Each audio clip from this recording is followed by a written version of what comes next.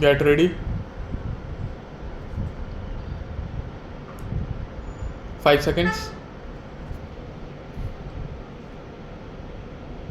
Start. Sir, if I intervene at this stage of the debate, it is not for the purpose of saying much on the factors which led to devaluation, because that is a matter which has already been dealt with by the finance minister, but I would like to confine my remarks mainly to one aspect of the problem which has been emphasized by more speakers than one, and that is with regard to the effects of devaluation on production in India.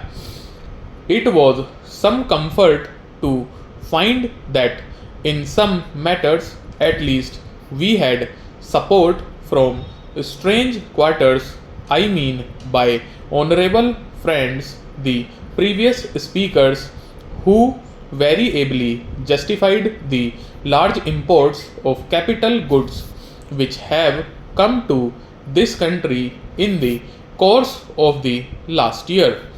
So far as the effect of devaluation on production is concerned, let us remember that it is not devaluation alone but two other important factors that have come to play during the last few months. One is our decision to restrict imports, which was announced almost a few days before the announcement of devaluation, which had a resultant effect on the prices of commodities in India, especially on those commodities which were being imported in large bulks during the last 1 year. Secondly, the rise in the cost of production of essential commodities in this country, for which reason, unfortunately, we have not been able to check the rise in the cost of living.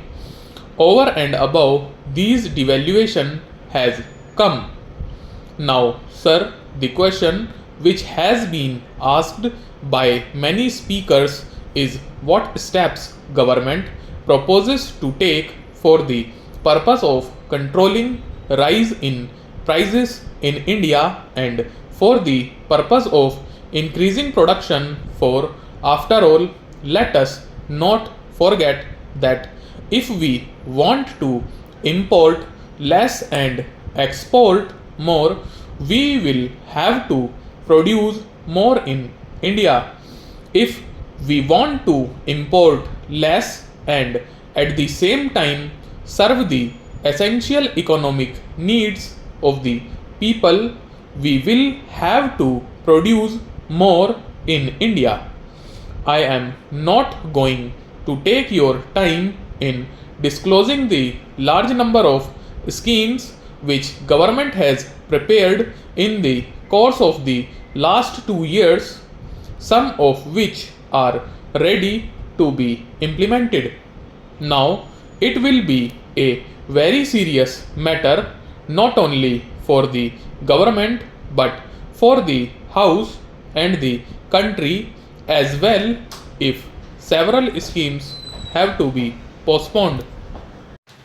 One of my honorable friends said in the course of the debate today that many of these schemes are deployed in a haphazard manner. I join issue there. We have heard a lot about the need for greater coordination. I am aware that there is room for greater coordination not only amongst the different ministries but also between the center and the states, and if I may say so, between the government and the members of this house, and if I may add a little further, between the government and the people of this country.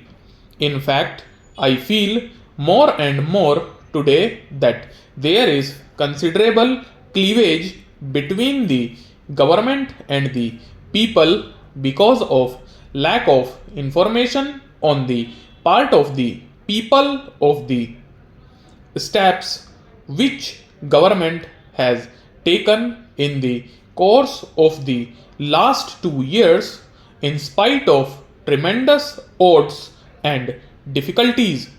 Here, if I may say, in all humility, is a responsibility which members of this House, particularly those belonging to the Great Congress organization, have to take upon themselves. You have to go to the people and have got to inspire them to the needs of the situation and to explain them